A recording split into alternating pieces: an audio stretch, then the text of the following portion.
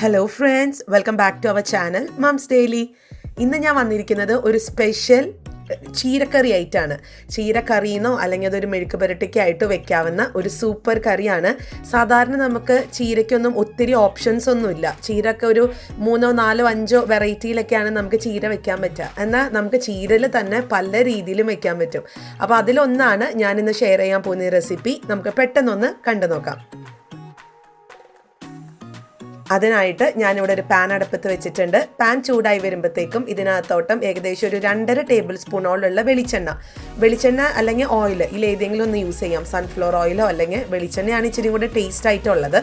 അപ്പോൾ വെളിച്ചെണ്ണ ഒന്ന് ചൂടായി വരുമ്പോഴത്തേക്കും ഇതിനകത്തോട്ട് ഒരു 1/4 ടീസ്പൂണോളമുള്ള കടുക് ചേർത്ത് കൊടുത്തിട്ടുണ്ട്. നിങ്ങൾക്കിനി ജീരകം ഇഷ്ടമാണെന്നുണ്ടെങ്കിൽ ഈ സമയത്ത് ഒരു 1/4 ടീസ്പൂണോളം ജീരകം കൂടെ ചേർത്ത് കൊടുക്കാം കേട്ടോ. ഞാനിപ്പോൾ ജീരകം ചേർക്കുന്നില്ല, ഞാൻ ജസ്റ്റ് കടുക് മാത്രമേ ഒന്ന് പൊട്ടിച്ചെടുക്കുന്നുള്ളൂ. അപ്പോൾ കടുക് ഒന്ന് പൊട്ടി വരുമ്പോഴത്തേക്കും ഇതിനകത്തോട്ട് അടുത്തത് ഞാൻ ഉണക്കമുളകാണ് ചേർക്കാൻ പോകുന്നത്. നമുക്ക് ഉണക്കമുളകും പച്ചമുളകും ഞാൻ ഇതിനൊപ്പം ചേർക്കുന്നുണ്ട്. അപ്പോൾ നിങ്ങൾക്കതൊക്കെ നിങ്ങളുടെ ഇഷ്ടത്തിന് ചേർക്കാം. ഉണക്കമുളകിൻ്റെ ഒരു ഫ്ലേവർ ഇഷ്ടമുള്ള ആൾക്കാർക്ക് അങ്ങനെയും ചേർക്കാം കേട്ടോ. അപ്പം ഞാൻ 2 ഉണക്കമുളകും ഇട്ട് കൊടുത്തിട്ടുണ്ട്. എന്നിട്ട് ചെറുതായിട്ടൊന്ന് ഇളക്കി കൊടുക്കുന്നുണ്ട്. ഇനി അടുത്തത് ഞാൻ ഇതിനകത്തോട്ട് ഒരു സവോള, ഇത് അത്യാവശ്യം വലിപ്പമുള്ള ഒരു മീഡിയം സൈസ് എന്ന് വേണമെങ്കിൽ പറയാം. അത്രയും വലിപ്പത്തിലുള്ള ഒരു സവോള ചെറുതായിട്ട് ഇങ്ങനെ അരിഞ്ഞേക്കുവാണ്. എനിക്ക് തോന്നുന്നു ഇങ്ങനെയാണ് കുറച്ചും കൂടെ രുചി ഇതിന്. നമ്മൾ നീളത്തിൽ അരിഞ്ഞ് ഇതിനകത്ത് ഇടുമ്പോഴത്തേക്കും അത് വലിയ കഷ്ണങ്ങളൊക്കെ ആയിട്ട് കിടക്കും. നമ്മളിത് ഒത്തിരി വഴറ്റിയെടുക്കുന്നില്ല ഈ ഒരു സവോള. അപ്പോൾ ചെറുതായിട്ടൊന്ന് നുറുക്കിയിട്ടുണ്ട്. ഇതിനകത്തോട്ട് ആവശ്യത്തിനുള്ള ഉപ്പ്, ഏകദേശം ഒരു 1/4 ടീസ്പൂണോളം ഉപ്പും ചേർത്ത് കൊടുത്തിട്ട് നമുക്ക് 1 മിനിറ്റോളം നന്നായിട്ടൊന്ന് വഴറ്റിയെടുക്കാം. അപ്പോൾ സവോള ഒത്തിരി അങ്ങ് കുഴഞ്ഞു പോകേണ്ട കാര്യമൊന്നുമില്ല. ജസ്റ്റ് അതിൻ്റെ നിറക്കൊന്ന് പതുക്കെ മാറി വരുന്ന ഒരു സമയത്ത് ഞാൻ ഇതിനകത്തോട്ട് 1 ടീസ്പൂണോളമുള്ള ഇഞ്ചി വെളുത്തുള്ളി പേസ്റ്റ് ചേർത്തിട്ടുണ്ട്. പേസ്റ്റിൽ ചതച്ചതാണ്. പേസ്റ്റ് ചേർക്കുവാണെങ്കിൽ അങ്ങനെ ചേർക്കാം. ഞാൻ ജസ്റ്റ് ചതച്ചിട്ടേ ഉള്ളൂ. അതോടൊപ്പം തന്നെ ഞാൻ 2 പച്ചമുളക് നീളത്തിൽ അരിഞ്ഞിട്ടുള്ളതും ചേർത്ത് കൊടുക്കുന്നുണ്ട്. ആ ഒരു പച്ചമുളകിൻ്റെ ഫ്ലേവറൊക്കെ ഇവിടെ എല്ലാവർക്കും ഇഷ്ടമാണ്. ഈ ഒരു പച്ചമുളകിൻ്റെ പ്രത്യേകത ഇതിനൊട്ടും തന്നെ എരിവില്ല. എന്നാൽ ഇച്ചിരി ഒരു ഫ്ലേവർ കിട്ടും ചെയ്യും. അതുകൊണ്ടാണ് ഞാൻ ഈ ഒരു പച്ചമുളക് ഇട്ട് കൊടുത്തിട്ടുള്ളത്. നിങ്ങൾക്കിത് വേണമെന്നുണ്ടെങ്കിൽ ഒന്ന് സ്കിപ്പ് ചെയ്യാം കേട്ടോ. അപ്പോൾ ഞാൻ ഒന്നും കൂടെ ഒരു മിനിറ്റോളം ഇതൊന്ന് ഇളക്കി കൊടുക്കുന്നുണ്ട്. അപ്പോൾ അതവിടെ ഏകദേശം 1 മിനിറ്റോളം കഴിഞ്ഞു. ഇനി ഇതിനകത്തോട്ട് ഞാൻ ചേർത്ത് കൊടുക്കുന്നത് തക്കാളിയാണ്. ഒരു തക്കാളി ഒരു ചെറിയ സൈസായിട്ടുള്ള തക്കാളി ചെറിയതായിട്ട് അരിഞ്ഞിട്ടുള്ളതും കൂടെ ചേർത്ത് കൊടുക്കുന്നുണ്ട്. എന്നിട്ട് നമുക്കിതൊരു 1 മിനിറ്റോളം ഒന്ന് നന്നായിട്ടൊന്ന് മിക്സ് ചെയ്യാം. ഉപ്പ് ഞാൻ വേറെ ചേർത്ത് കൊടുത്തിട്ടില്ല, സവോളയിലേക്ക് ചേർത്ത് കൊടുത്ത ഉപ്പ് മാത്രമേ ഉള്ളൂ. അപ്പോൾ ഇനി നമുക്കൊന്ന് വഴറ്റിയിട്ട് ഇതൊന്ന് മൂടി വെച്ചിട്ട് ഏകദേശം ഒരു 2-3 മിനിറ്റോളം ഒന്ന് വേവിക്കണം. ഒരു മീഡിയം ഫ്ലെയിമിലിട്ട് നമുക്ക് വേവിക്കാം. അപ്പോൾ ഞാനൊന്ന് ഇളക്കി 1 മിനിറ്റോളം ഒന്ന് ഇളക്കി കൊടുത്തിട്ടുണ്ട്. ഇനി ഇതൊന്ന് മൂടി വെച്ചിട്ട് ഒന്ന് വേവിച്ചെടുത്തിട്ട് വരാം. അപ്പോൾ അതവിടെ ഏകദേശം ഒരു 2 മിനിറ്റൊക്കെ ഞാൻ വെച്ചിട്ടുണ്ടായിരുന്നുള്ളൂ. ഞാനൊന്ന് തുറന്ന് നോക്കി കഴിഞ്ഞപ്പോഴത്തേക്കും അത്യാവശ്യം ഒന്ന് നമ്മുടെ തക്കാളിയൊക്കെ ഒന്ന് ഒന്ന് വെന്ത് വന്നിട്ടുണ്ട്. ഇനി നമ്മൾ ഉപയോഗിക്കുന്ന തവി വെച്ചിട്ട് ഇതിൻ്റെ ഒന്നും കൂടെ ഒന്ന് മാഷ് ചെയ്ത് കൊടുക്കാം. പെട്ടെന്ന് തന്നെ ആയി കിട്ടാൻ വേണ്ടിയിട്ടാണ്. ഒത്തിരി നേരം നമുക്ക് ഇത് അടപ്പത്തിട്ട് ഇങ്ങനെ ഇളക്കി കൊടുക്കേണ്ട കാര്യമില്ലല്ലോ. അപ്പോൾ ഞാൻ ചെറുതായിട്ടൊന്ന് നമ്മുടെ ഒരു തവി വെച്ചിട്ടൊന്ന് മാഷ് ചെയ്ത് കൊടുക്കുന്നുണ്ട്. അപ്പോൾ തക്കാളിയൊക്കെ അത്യാവശ്യമൊക്കെ ഒന്ന് ഉടഞ്ഞ് വന്നിട്ടുണ്ട്. ഇനി ഇതിനകത്തോട്ട് നമുക്ക് മസാലപ്പൊടികൾ ചേർക്കണം. അപ്പോൾ അതിന് മുന്നേ നമുക്ക് ഫ്ലെയിം ഒന്ന് ഏറ്റവും ലോ ഫ്ലെയിമിൽ ഇട്ട് കൊടുക്കാം. അല്ലാന്നുകൊണ്ട് ഈ പൊടികളൊക്കെ ഒന്ന് കരിഞ്ഞു പോകാൻ സാധ്യതയുണ്ട്. അപ്പോൾ അതൊന്ന് ഉറപ്പ് വരുത്തുക. ഇനി ഞാൻ 1/4 ടീസ്പൂണോളമുള്ള മഞ്ഞൾപ്പൊടി, ഒരു 1/4 ടീസ്പൂണോളമുള്ള കാശ്മീരി ചില്ലി പൗഡറാണ് ചേർത്ത് കൊടുത്തിട്ടുള്ളത്.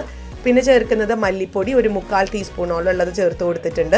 പിന്നെ നിങ്ങൾക്ക് ഗരം മസാല ഇഷ്ടമാണെന്നുണ്ടെങ്കിൽ ആ ഒരു ഇറച്ചിയുടെ ഫ്ലേവറൊക്കെ കിട്ടാൻ വേണ്ടിയിട്ട്, അല്ലെങ്കിൽ ഒരു നോൺ വെജിൻ്റെ ഫ്ലേവറൊക്കെ കിട്ടണമെന്നുണ്ടെങ്കിൽ നിങ്ങൾക്ക് ഗരം മസാല ആഡ് ചെയ്യാം. ഞാനിപ്പോൾ ഇവിടെ അങ്ങനെയല്ല ചേർക്കുന്നത്. ഞാൻ ഗരം മസാല ആ ഒരു കാര്യം ഞാൻ മാറ്റി നിർത്തിയിട്ടുണ്ട്. നിങ്ങൾക്ക് വേണമെന്നുണ്ടെങ്കിൽ ചേർക്കാം, വേണമെങ്കിൽ കുരുമുളക് പൊടി ചേർക്കാം. അപ്പോൾ അതൊക്കെ നമ്മുടെ ഇഷ്ടത്തിനാണ് കേട്ടോ. അപ്പോൾ ഇനി ഞാൻ നന്നായിട്ടൊന്ന് ഇതിൻ്റെ ഒരു മസാലപ്പൊടിയുടെ പച്ചക്കുത്തൊക്കെ ഒന്ന് മാറുന്നത് വരെ ഞാനൊന്ന് ഇളക്കി കൊടുക്കുന്നുണ്ട്. ഇപ്പോൾ മസാലപ്പൊടിയുടെ മണമൊക്കെ ഒന്ന് മാറി നല്ലൊരു സ്മെല്ല് വരാൻ തുടങ്ങിയിട്ടുണ്ട്. അപ്പോൾ ഇനി ഒരു സമയത്ത് നമ്മുടെ ചീര ഞാൻ ചേർക്കുകയാണ്. ഇവിടെ ഏകദേശം 125 ഗ്രാമോളമുള്ള ചീരയാണിത്. ഇത് ചീരയുടെ കുഞ്ഞ് ഇലയാണ് കേട്ടോ. അതുകൊണ്ട് തന്നെ സ്വാദ് കൂടുതലാണ്. ഇങ്ങനത്തെ ഇളമിലകൾക്കൊക്കെ സ്വാദ് കൂടുതലാണ്. അപ്പോൾ ഇത് ഞാനൊരു 125 ഗ്രാമാണ് അത് ചേർത്ത് കൊടുക്കുന്നുണ്ട്. അപ്പോൾ ഞാനിവിടെ ചെറുതായിട്ടൊന്ന് അരിഞ്ഞിട്ടുമുണ്ട്. നിങ്ങൾക്ക് വേണമെന്നുണ്ടെങ്കിൽ അരിഞ്ഞാൽ മതി കേട്ടോ, അല്ലാന്നുണ്ടെങ്കിൽ ചീര മുഴുവനായിട്ട് ഇട്ട് കൊടുക്കാം, അത് കുഴപ്പമൊന്നുമില്ല, അതൊക്കെ നമ്മുടെ ഇഷ്ടമാണ്. ഇനി നമുക്ക് ചീരയ്ക്ക് ആവശ്യമായിട്ടുള്ള ഉപ്പും കൂടെ ഒന്ന് ചേർത്ത് കൊടുക്കാം. അതും ഏകദേശം ഒരു 1/4 ടീസ്പൂണോളം ഉപ്പാണ് ഞാൻ ചേർത്തിട്ടുള്ളത്. ഇനി നമുക്ക് നന്നായിട്ടൊന്ന് മിക്സ് ചെയ്യാം. ആ ഒരു മസാലയൊക്കെ നമ്മുടെ ചീരയ്ക്കകത്തോട്ടൊന്ന് പിടിക്കാൻ പാകത്തിനൊന്ന് മിക്സ് ചെയ്യാം. ഇനി നമുക്ക് ഇതിനകത്ത് നമ്മൾ വെള്ളം ഒഴിക്കുന്നേ ഇല്ല. നമുക്കറിയാം ചീരയിൽ നമ്മൾ ചീര ഒന്ന് കഴുകി എടുത്ത് വരുമ്പോഴത്തേക്കും അതിൽ അത്യാവശ്യം തന്നെ വെള്ളം ഉണ്ടാവും. അപ്പോൾ നമ്മൾ പിന്നെയും വെള്ളം ഒഴിച്ച് കഴിഞ്ഞാൽ ആകെ കൊളായിട്ട് വരും. അപ്പോൾ അതുകൊണ്ട് ഞാൻ വെള്ളം തൊടുന്നേ ഇല്ല. ഇപ്പോൾ നമ്മൾ പിന്നീട് നമുക്ക് വെള്ളം വേണമെന്നുണ്ടെങ്കിൽ ചേർക്കാം. ഇപ്പം ഞാൻ ജസ്റ്റ് ഒന്ന് ഇളക്കി കൊടുത്ത് ഇതൊന്ന് മൂടി വെച്ചിട്ട് ഞാനൊരു 3-4 മിനിറ്റ്, നമുക്കറിയാം ചീരയൊക്കെ പെട്ടെന്ന് തന്നെ ആയി കിട്ടും, ഒരു മീഡിയം ഫ്ലെയിമിൽ തന്നെ ഇട്ടാൽ മതിയാവും. അപ്പോൾ ഇതാ നന്നായിട്ട് മിക്സ് ആയിട്ടുണ്ട്. ഇനി ഇതൊന്ന് മൂടി വെച്ച് ഒരു 3 മിനിറ്റോളം ഞാനൊന്ന് വേവിച്ചെടുത്തിട്ട് വരാം.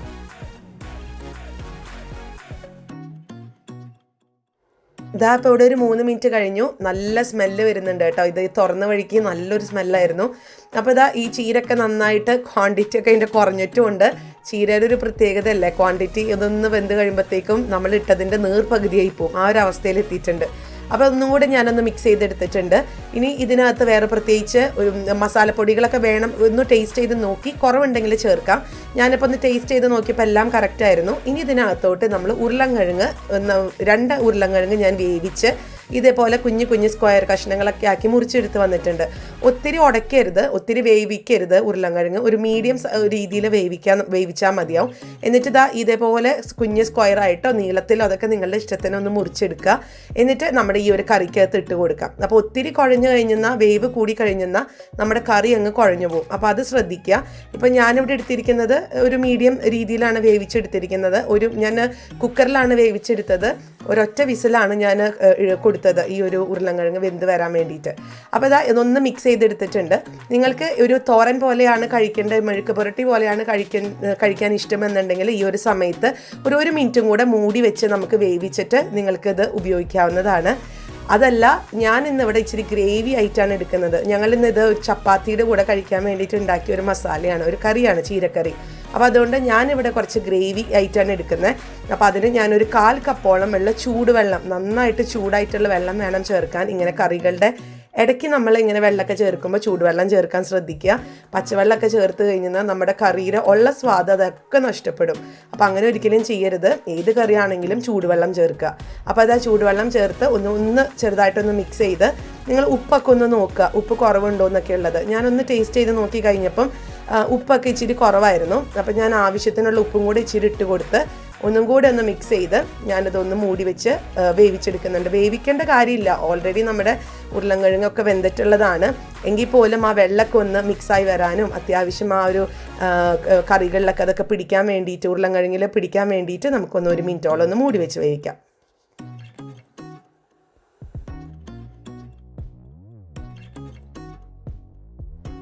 അപ്പോൾ ഇതാ ഇവിടെ ഒരു 1 മിനിറ്റ് കഴിഞ്ഞു. ഞാനൊന്ന് തുറന്ന് നോക്കുന്നുണ്ട്. നമ്മുടെ ഗ്രേവിയൊക്കെ നന്നായിട്ട് കുറച്ചും കൂടി ഒന്ന് തിക്കായിട്ട് വന്നിട്ടുണ്ട്.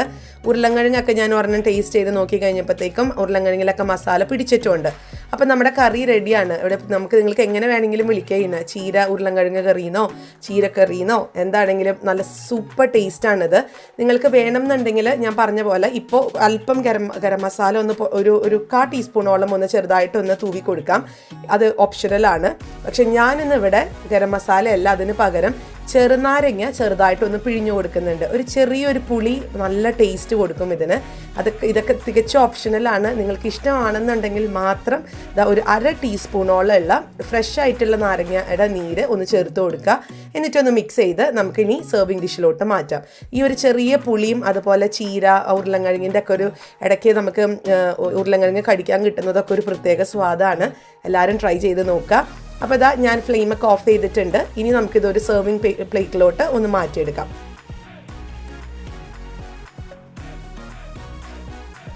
ഇതാ നമ്മുടെ ചീരക്കറി ഞാനൊരു സെർവിങ് പ്ലേറ്റിലോട്ട് മാറ്റിയിട്ടുണ്ട്. ഇപ്പം നോയമ്പിൻ്റെ ഒക്കെ ഒരു സമയമാണ്. അപ്പോൾ നമുക്ക് ഈ ഒരു പച്ചക്കറികൾ തന്നെ നമുക്ക് എങ്ങനെയാണ് എന്തൊക്കെയാണ് നമുക്ക് റെസിപ്പി ഈ ഒരു കറി ഉണ്ടാക്കേണ്ടതെന്നൊക്കെ ഒരു ടെൻഷനുള്ള ഒരു മാസമാണ് ഈ ഡിസംബർ മാസം. പ്രത്യേകിച്ച് ക്രിസ്ത്യാനികളൊക്കെയാണ് ഇപ്പോൾ ഈ നോയമ്പൊക്കെ എടുക്കുക. അപ്പം അവർക്ക് ഇങ്ങനെ കൺഫ്യൂഷൻ അടിച്ചിരിക്കുന്ന ഒരു സമയത്ത് നമുക്കത് ഇതുപോലത്തെ പല പല രീതിയിൽ നമുക്ക് ഉണ്ടാക്കിയെടുക്കാൻ പറ്റും. അല്ലാതെ ചീര നമ്മൾ ഒരു പ്രത്യേക രീതിയിൽ ഉണ്ടാക്കിയെടുക്കാതെ ഇതുപോലെ ഡിഫറെൻ്റ് ആയിട്ടൊക്കെ ഉണ്ടാക്കാൻ നോക്കുക. നിങ്ങൾക്ക് തീർച്ചയായിട്ടും ഇത് ഇഷ്ടപ്പെടും. അത്രയും നല്ല സ്വാദാണ്. ഇഷ്ടപ്പെട്ട് കഴിഞ്ഞാൽ നിങ്ങൾ ലൈക്ക് ചെയ്യാനും കമൻറ്റ് ചെയ്യാനും ഷെയർ ചെയ്യാനും ഒന്നും മറക്കരുത്. ഒപ്പം നമ്മുടെ ഈ ചാനൽ ആദ്യമായിട്ടാണ് കാണുന്നതെങ്കിൽ സബ്സ്ക്രൈബ് ചെയ്യാനും മറക്കരുത് കേട്ടോ. അപ്പോൾ അടുത്തൊരു വീഡിയോ ആയിട്ട് ഉടനെ കാണാം. അൻറ്റിൽ ദെൻ ബൈ.